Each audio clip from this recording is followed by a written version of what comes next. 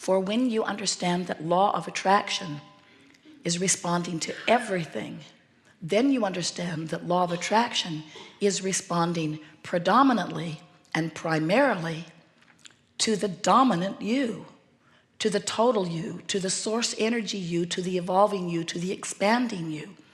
And the reason that we are so eager to say this to you is because if law of attraction were only responding to the vibration that is emitted from humans, you would have destroyed yourselves long ago. Because humans predominantly think negative thoughts. That's why you decline so rapidly in your physical bodies. You actually think more about what you don't want than you do about what you do want.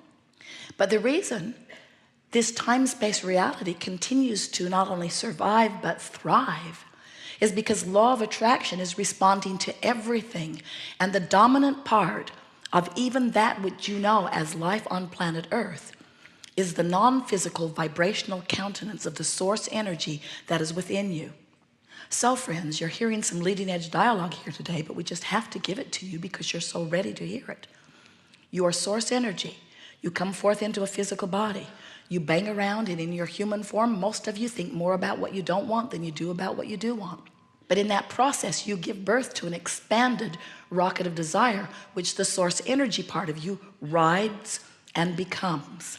And now, as law of attraction is responding to all things, since most of you is this vibrational essence, since most of you is this eternal being, then law of attraction is mostly responding to that, and thriving and expansion continues to be the order of the day. Now, meanwhile, most humans are over here fussing about this and worrying about this, somewhere on the emotional scale. Most of you not feeling all that good as you're worrying about what everybody else is doing, as you're trying to control the conditions of your life by making others be the way you need them to be so that you can feel good, going about it truly the hard way, making rules, trying to get them to keep them. If they don't keep them, getting enforcers. If they don't agree with you, getting bombs and blowing them up. In other words, doing everything you can to control the conditions of the environment, because most humans just look around at conditions, and when you see one that makes you feel good, you do. And when you see one that makes you feel bad, you don't. So you think controlling conditions is a way to go about that. And that's all right. We're just saying to you that's what most humans are doing these days. But the good news, the really, really, really good news is that from your human form, you're not creating worlds. From your human form, you're not even the predominant vibration of the world in which you are living, from your human disconnected perspective, that is. Instead, what's going on is that the source energy part of you came forth into this body, and now that you are in this body, you're giving birth to constant rockets of desires. You know that, don't you? When you know what you don't want, you know what you do want, whether you speak it or not. So all day, every one of you, everyone who is physically focused, is emitting a constant stream of rockets of desire, and Source says, you should know you're out here on the leading edge. You are the furthest extension of the universe. You are exploring the nitty-gritty of this expanded contrast. You should know, so you are giving birth to these rockets of desire, and Source becomes that new expanded version of you. And this is the part we so want you to hear. Law of attraction predominantly responds to that. So, well-being will always abound. Well-being is the order of the day. Well-being is the dominant stream that flows. In fact, as far as Source is concerned, well-being is the only stream that flows. You can get some negative streams going in your physical form, but they are not enough to upset the apple cart of the eternal nature of who you are, or of even life on planet Earth. So you do not need to worry about it. You have not figured out how to scrape enough dirt together to launch another Earth into orbit. You're not creating worlds from your physical human form. That's happening from the broader perspective. So what we're saying to you is, all you can do with your negative approach to life, if you have one, is mess up your own personal life. You cannot destroy the universe, even if you convince everyone on the planet to join you in your negative conversation.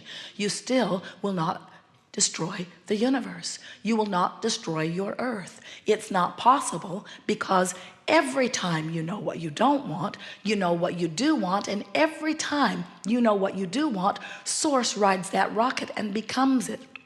So The future generations are born from that new platform of expanded desire. Do you see how it works? So, you're non-physical, you come forth. Contrast causes you to ask for more. Sometimes you go in the direction of it and catch up with it. Sometimes you beat the drum of what's wrong and don't.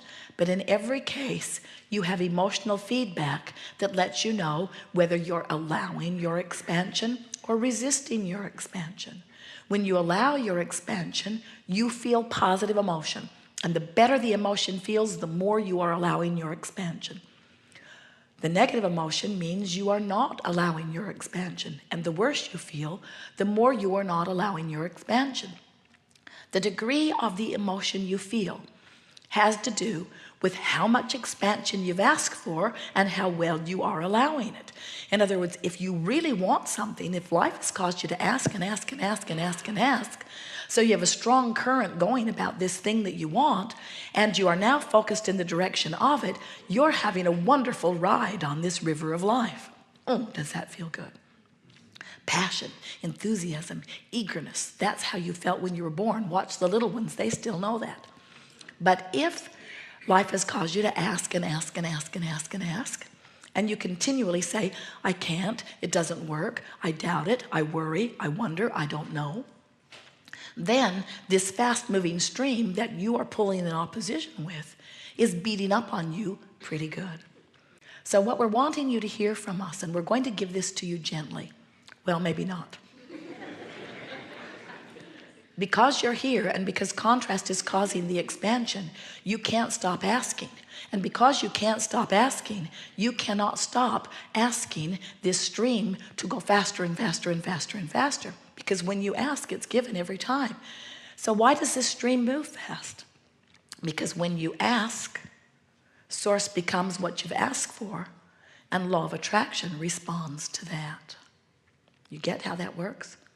Law of attraction is responding to the culmination of your requests. So when you are understanding that you never stop asking, and that source never stops becoming what you are asking for, then you understand that, and this is the part we wanted to be gentle about, you have no choice if you want to feel good and if you want to be what you came to be. You have no choice other than turning and going in the direction of what you're asking for. Jerry and Esther went whitewater river rafting a while back, and the stream was a fast one. And when they put their boat in the water, it never occurred to them to turn it upstream and paddle. They knew that river was going to have its way with them. And your river is having its way with you. It's the river of life. It's the river of source. It's the river of expansion. And when you go willingly, oh, it's so good. And when you resist, it's so bad. Going willingly means trusting. It means loving yourself. It means looking for the best feeling thought you can find from where you are. Going with the flow doesn't mean going from a negative emotion all of the way over here to a positive emotion. Suddenly, you can't do that. Going with the flow just means letting go of the oars that have you pointed in the opposite direction.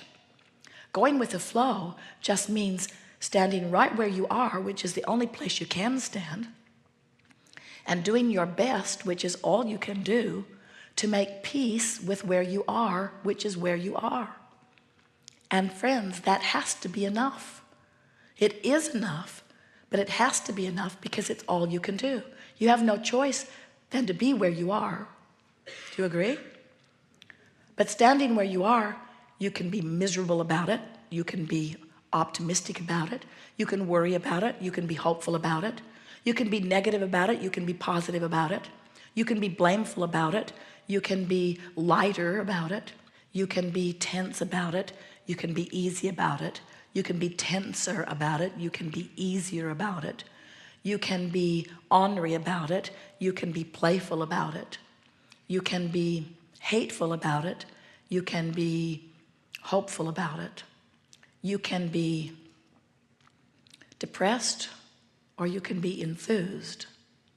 but you can't be those things close together. You can be doubtful or you can be knowing, but you can't be those things close together either. The vibrational frequencies are far apart. Can you feel that? You can be hateful or you can be loving, but you can't be those things close together. Those vibrational frequencies are too far apart. Getting the sense of this? You can be depressed or you can be revengeful. Those two vibrations are closer together. Did you get that? So you can't go from despair to appreciation immediately, any more than you can go from doubtful to knowing immediately. But you could go from depressed to revengeful immediately, or you could go from revengeful to angry immediately, or you could go from angry to hopeful pretty darn fast. Get the sense of this? So what we want to help you do is to understand the vibrational components of different ways you feel so that you will give yourself permission to stop trying the impossible. You never set your radio dial on 630 and then complain that you can't hear your favorite song on 98.7 FM. Something in your logic says, if I want to hear what's being transmitted from that tower, I have to tune my tuner to it. So we want you to understand that your emotions help you to tune your tuner. And in time, you can tune your tuner to the signal of your source. And when you do, oh, is life good. When you meditate, that's what you do sometimes. When you meditate, you tune your tuner to your source vibration. Because when you quiet your mind, you stop thought. When you stop thought, you stop resistance. When you stop resistance, your vibration raises. So you could meditate for 15 or 20 minutes, tune yourself into pure positive emotion, and then the rest of your day would go better because you would be approaching life from a higher vibration. But then you could see something that's been bothering you for a long while. Maybe someone you work with, maybe someone you live with, maybe something that's happening to someone you know, maybe something going on within your body.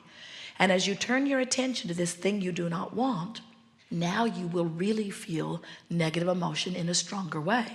Because while you meditated, you tuned yourself to the vibration of source, and now you've tuned yourself to a vibration that's much lower than that.